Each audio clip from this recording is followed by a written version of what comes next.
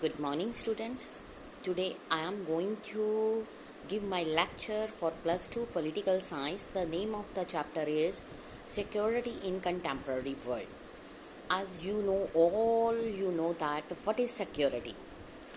Security होती क्या है, मतलब इसके बारे में हम ये बताएंगे कि जब कभी भी ह्यूमन बीइंग्स की फ्रीडम को थ्रेट होता है किसी भी चीज़ से, या कंट्री की human existence, life of country, उसमें थ्रेट आ जाते हैं, ठीक है। तो उस थ्रेट से बचने के लिए हर किसी को सिक्योरिटी की ज़रूरत पड़ती है।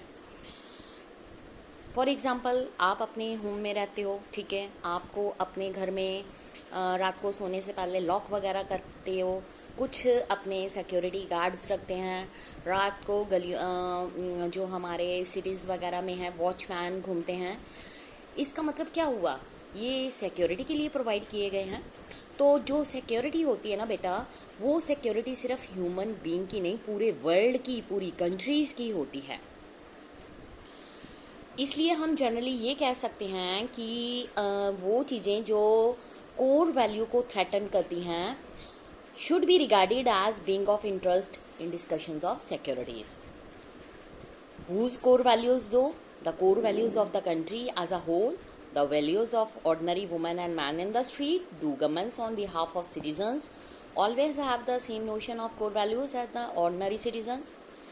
ये सारे क्वेश्चन अराइज होते हैं कि अगर हम बात करें सिक्योरिटी की, तो ये मतलब थोड़ा ना होता है कि core values of ordinary citizen या वर्ल्ड की। इसके लिए हमें पूरी तरह से सबसे पहले अपनी कंट्री की, वर्ल्ड की सिक्योरिटी के बारे में जानना ज़रूरी होगा। It would be amazing that if 650 crore people organized in nearly 200 countries had the same conception of security.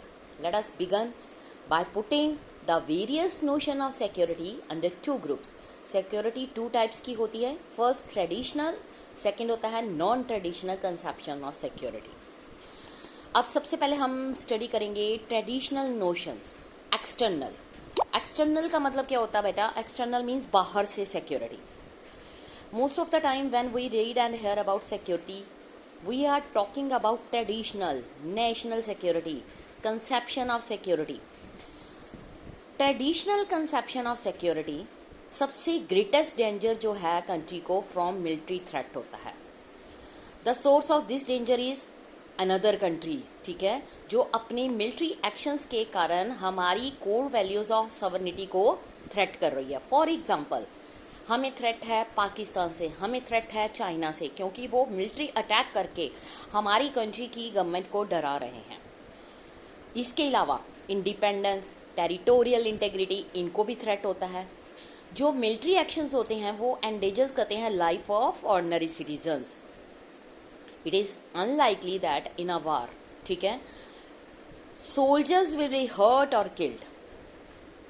जब लड़ाई होती है तो सोल्जर्स मारे जाएंगे, ठीक है, ये नहीं होता। लेकिन जो ऑर्डिनरी मैन, वुमेन, ठीक है, अगर उनको टारगेट्स बना लिया जाए वार का, तो वो क्या करते हैं? To break their sport of war. अगर लड़ाई होती है, मिलिट्री अटैक होता है, तो कंट्री पे होता है, सोल्जर्स भी मरते हैं, इवन ऑर्डिनरी सिटीजन्स भी मरते हैं। लेकिन अगर हमारे वर्ल्ड के citizens, ordinary citizens integrity, unity में आ जाएं, तो ये मिलिट्री अटैक का थ्रेट है उसको ख़त्म कर सकते हैं। इसके अलावा in responding to threat of war, government जो है उसके 3 बेसिक चॉइसेस होती हैं। या तो सरेंडर कर देना, ठीक है, या अपने आप को प्रिवेंट करना दूसरी तरफ से जो अटैक हो रहा है। इसके लिए उसको प्रॉमिस करना पड़ता है कि जो भी कॉस्ट ऑफ वार की होगी, जितने भी अनएक्सेप्टेबल लेवल तक वो डिफेंड करेगी अपने आप को, ठीक है, और उसके अलावा वो डिनाई करेगी breakout so as to deny the attacking country its objective and to turn back और defeat the attacking force all together. एक तो सरेंडर कर देना, एक कॉम्प्रोमाइज़ कर लेना और ये कहना कि जो भी वार में नुकसान हुआ है उसको वो पूरा कंपनसेशन देगी, या ये करेगी कि वो लड़ाई चलती ही रहने देगी और बदले में पूरा अटैक उसके साथ करेगी। गवर्नमेंट जो है सरेंडर करेगी जब एक्चुअली कन्फ्रंटेड बाय वार, लेकिन but they will not advertise this as the policy of the country. इसलिए सिक्योरिटी पॉलिसी जो है वो मेन रीज़न होता है प्रिवेंटिंग द वार। इसको डिटरेंस का नाम दिया गया है, जिसका मतलब है विद लिमिटिंग और ending war, which is called defence. अपने आप को बचाना, डिफेंस का मतलब होता है अपने आप को बचाना। ये नहीं मतलब होता कि सरेंडर कर दिया या डर गए। अपने आप को बचाने के लिए प्रॉपर दूसरी तरफ से अटैक करना पड़ता है, अपनी पॉलिसी बनानी पड़ती है और किसी को शो नहीं करना पड़ता। ट्रेडिशनल सिक्योरिटी पॉलिसी और थर्ड कंपोनेंट जिसको कहते हैं बैलेंस ऑफ पावर। जब कंट्री अपने आसपास देखती हैं वो कुछ कंट्रीज़ को बिगर और स्ट्रॉन्गर देखती हैं, ठीक है, जिसके कारण उनको फ्यूचर में डर लगने लगता है। नेबरिंग कंट्री ये नहीं होती कि वो अपने आप को प्रिपेयर कर ले अटैक के लिए, ठीक है, हो सकता है कोई रीज़न ही ना हो अटैक करने के लिए, लेकिन जो ये फैक्ट ही है कि जो भी कंट्री पावरफुल होती है वो एक साइन होता है दूसरी कंट्री के लिए एक थ्रेट का।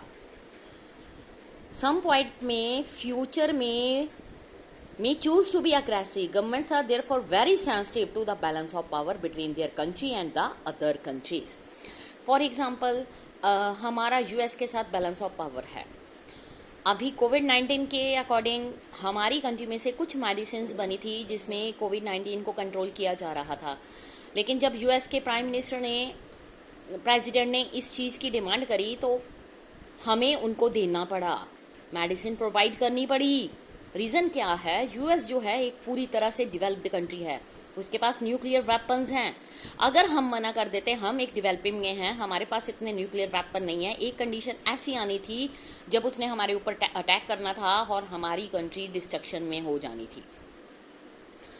इसके अलावा कुछ डिफरेंसेस होते हैं जो पास्ट में कन्फ्लिक्ट्स के लेकर चले होते हैं। Good part of maintaining a balance of power ये होता है to build up once military power, economic, technological power, ठीक है, यही बेसिस होते हैं मिलिट्री पावर के। फोर्थ और रिलेटेड कंपोनेंट है ट्रेडिशनल सिक्योरिटी का, वो है अलायंस बिल्डिंग। अलायंस क्या होता है? अलायंस का मतलब होता है coalition of states that coordinate their actions to deter और डिफेंड अगेंस्ट मिलिट्री अटैक, ठीक है, आपस में वो क्लब कर लेती हैं अपने आप को, जिसके अकॉर्डिंग अगर कोई भी दूसरी एनिमी कंट्री उन पर अटैक करेगी तो वो मिलकर उसका जवाब देंगे। इसका मतलब ये होता है कि मोस्ट अलायंसेस जो होते हैं formalised in written threats and based on a fairly clear identification, जिसका मतलब है थ्रेट। कंट्रीज़ जिसकी अलायंसेस होती है वो अपनी पावर को इंक्रीज़ कर लेती है अदर कंट्रीज से, और अलायंसेस जो अलायंसेस होती हैं वो नेशनल इंटरेस्ट पर बनाई जाती हैं, और जब नेशनल इंटरेस्ट चेंज हो जाता है तो अलायंसेस भी चेंज हो जाती हैं।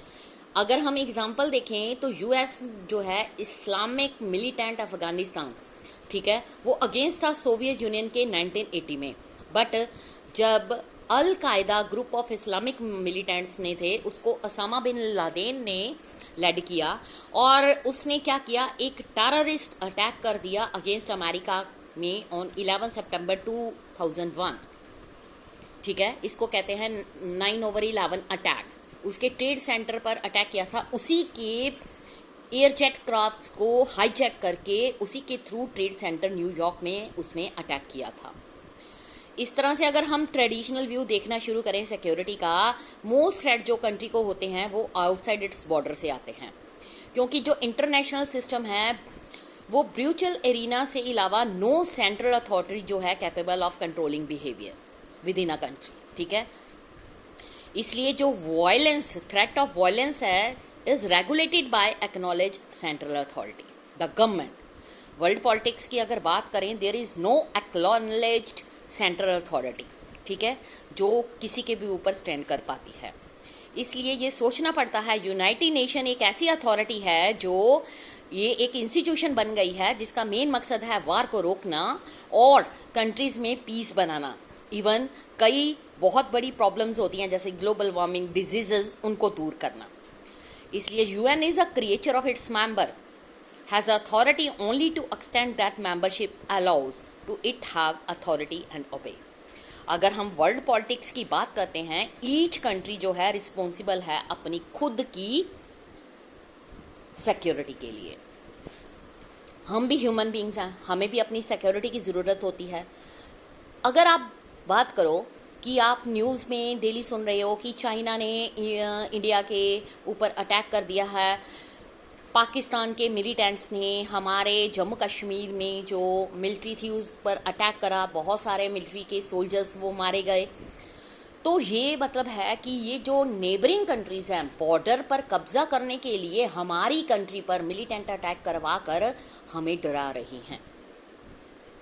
हमारी कंट्री के मिलिटेंट्स के अटैक को ख़त्म करने के लिए उनके ऊपर भी इन रिटर्न वो अटैक करते हैं। इस तरह से एक थ्रेट आ रहा है कंट्री को कि कब दूसरी नेबरिंग कंट्री के साथ हमारी वॉर शुरू हो जाए। हमारी जो गवर्नमेंट है वो सब के बारे में सोचती है, उसको अपने ऑर्डिनरी सिटीजन्स का, अपनी कंट्री के लोगों का ध्यान है, क्योंकि वार एक ऐसी चीज़ है जिसका थ्रेट सबको होता है। इसमें सिर्फ सोल्जर्स की डिस्ट्रक्शन नहीं होती, बल्कि इसमें जो ऑर्डिनरी सिटीजन्स हैं, मैन, वुमेन, चिल्ड्रन, हर किसी की डिस्ट्रक्शन होती है।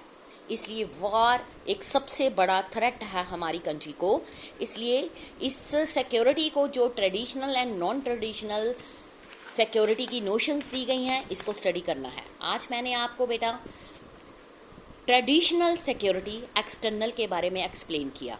ये टॉपिक आज यहीं पर मैं फिनिश करती हूँ। कल मैं नेक्स्ट आपको कंटिन्यू करूँगी ट्रेडिशनल नोशंस जो इंटरनल।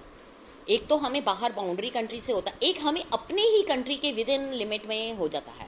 कई बार आपने पिछले 9th-10th के चैप्टर में सुना होगा कि एक ही कंट्री के अंदर दो अलग अलग लैंग्वेज बोलने वाले लोगों में आपस में ही लड़ाई शुरू हो जाती है, जिसको सिविल वॉर का नाम दिया गया है। ये भी एक थ्रेट होता है गवर्नमेंट को कि अगर ये सिविल वॉर शुरू हो गई तो गवर्नमेंट जो है वो हिल जाएगी। तो इसके लिए मैं अगले लेक्चर में कंटिन्यू करूँगी। Thank you students.